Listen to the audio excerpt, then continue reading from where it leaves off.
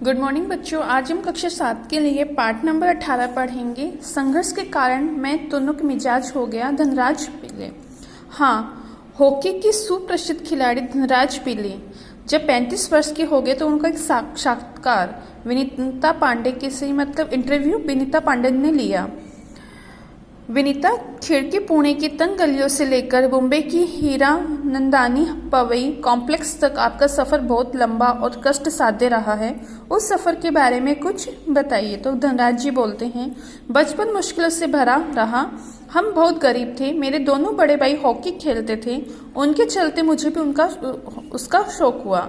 Hockey stick खरीदने के मेरे पास हैसियत नहीं थी, मेरे पास पैसे नहीं थे, इसलिए अपने साथियों के स्टिक उधार मांगकर काम चलाता था। वह भी मुझे तब मिलते जब वह खेल चुके होते। इसके लिए बहुत धीरज के साथ अपनी बारी का इंतजार करना पड़ता था। मुझे अपनी पहली स्टिक तब मिली जब मेरे बड़े भाई को भारतीय कैंप के लिए चुन लिया गया। उसने मुझे अपनी पुरानी स्टिक दे दी। वह नई तो नहीं थी, लेकिन वह मेरे लिए बहुत कीमती थी क्योंकि वह मेरी अपनी थी। मैंने अपनी जूनियर राष्ट्रीय हॉकी सन 1985 में मणिपुर में खेली। अपनी जूनियर राष्ट्रीय हॉकी कब खेली? 1985 में। कहाँ पर? मणिपुर में। जब मैं सिर्फ कितने साल का था? 16 साल का था। देखने में दुबला पतला और छोटे बच्चे जैसा चेहरा। अपनी दुबली कद काठी के बावजूद मेरा ऐसा दबदबा था कि कोई मुझसे भिड़ने की कोशिश नहीं करता था। मैं बहुत जुझारू था, मैदान में भी और मैदान से बाहर भी। 1986 में मुझे सीनियर टीम में डाल दिया गया और मैं बोरिया बिस्तर बांधकर मुंबई चला गया। धनराज पिल्ले के व्यक्तित्व को रेखांकित करते हुए विनीता पांडे ने लिखा है, वह आपको कभी हंसाता है तो कभी रुलाता है, कभी विस्मय से भर देता है तो कभी खींच से भी। उसके व्यक्तित्व में कई रंग और कई भाव है। उसकी ढेर जमीन से उठकर आसमान का सितारा बनने की यात्रा तय की है। उस साल मैंने मेरे बड़े भाई रमेश ने मुंबई लीग में बेहतरीन खेल खेला।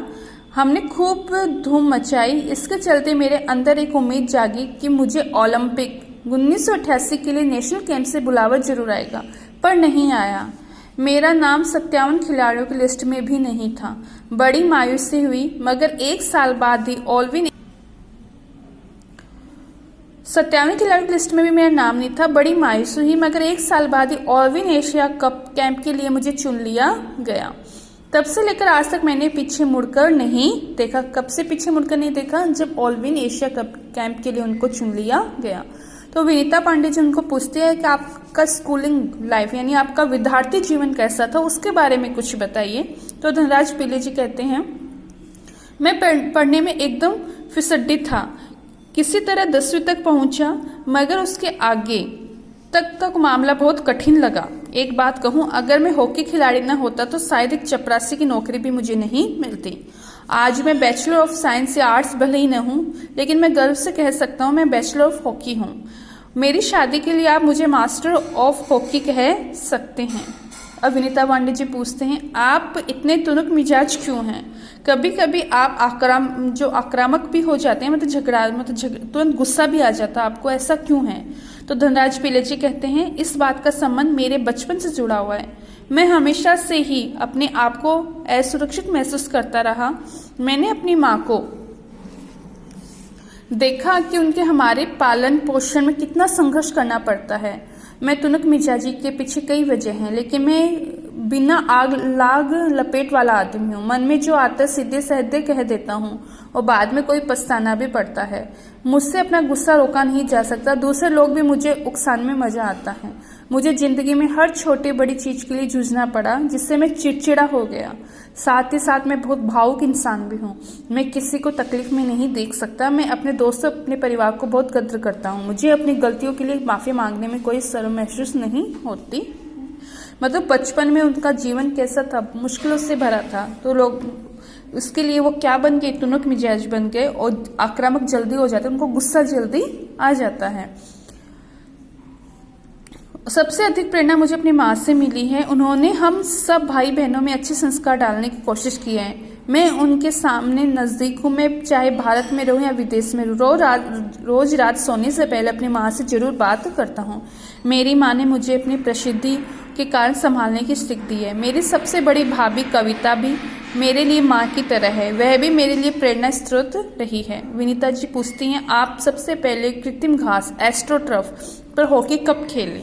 तो धनराज पिल्ले जी ने कहा है, मैंने सबसे पहले कृत्रिम घास तब देखी जब ऑस्ट्रेलिया खेलो नेशनल्स में भाग लेने के लिए 1988 में नई दिल्ली आया। मुझे याद है कि किस तरह सौम्या और चौकी कारवाल मुझे कोने में ले जाकर कृत्रिम घास खेलने के गुर बता रहे थे और तब वे बताने में लगे हुए थे। मैं झुक झुक कर उस मैदान को छू रहा था। मुझे विश्वास ही नहीं हो रहा था विज्ञान इस तरह तरक्की कर सकता है जिससे कृत्रिम घास उगाई जा सके। विनीता पांडे जी पूछती है, हर युवक का अपना सपना होता है, उसके पास एक कार हो, आपके पास अपनी पहली कार कब आई?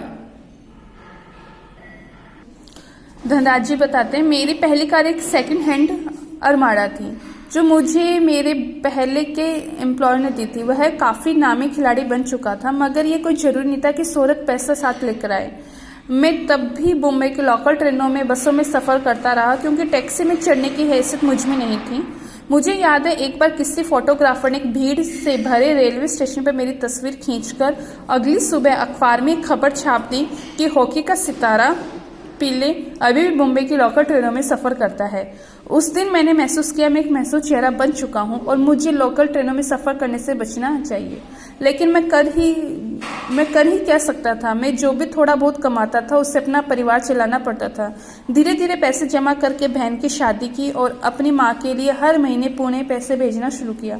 आज मेरे पास एक फोर्ड आइकॉन है जिसे मैंने सन 2000 में खरीदा था, मगर वह किसी कॉर्पोरेट हाउस का दिया हुआ तोहफा नहीं है, बल्कि मेरी मेहनत की कमाई इससे खरीदी हुई कार है। विनीता पांडे जी कहते हैं, सफलता का आपके लिए क्या महत्व है? हॉकी को आपने इतना कुछ दिया, इसके बदले आपको क्या मिला? धनराज जी बताते हैं, कुछ रुपए इनाम में मिले, मगर आज खिलाड़ियों को जितना मिलता है उसके मुकाबले मुझे बहुत कम मिला। मेरी पहली जिम्मेदारी मेरी परिवार की आर्थिक तंगी को दूर करना था, उन सब को एक बेहतर जिंदगी देना था। विदेश में जाकर खेलने से जो कमाई हुई उससे मैंने 1994 में पुणे में भाऊ पाटे रोड पर 2 बेडरूम का एक छोटा सा फ्लैट खरीदा। घर छोटा था पर हम सबके लिए काफ़ी था। 1999 में महाराष्ट्र सरकार ने मुझे पवे में फ्लैट दिया। वह ऐसा घर है जिसे खरीदने की मेरी खुद की हैसियत कभी नहीं हो पाती। विनीता पांडे जी पूछते हैं, सेलिब्रिटीज़ के साथ एक ही मंच पर बैठना कैसा लगता है? तो धनराज जी कहते हैं, बहुत अच्छा लगता है। जब हम राष्ट्रपति से मिले तब ये महसूस हुआ कि हम कितने खास हैं। हॉकी ही है जिसे चलते हम प्रतिष्ठा मिली, हमें इज्जत मिली। ठीक है बच्चों, आपको ये चैप्टर पुनः पढ़ना है।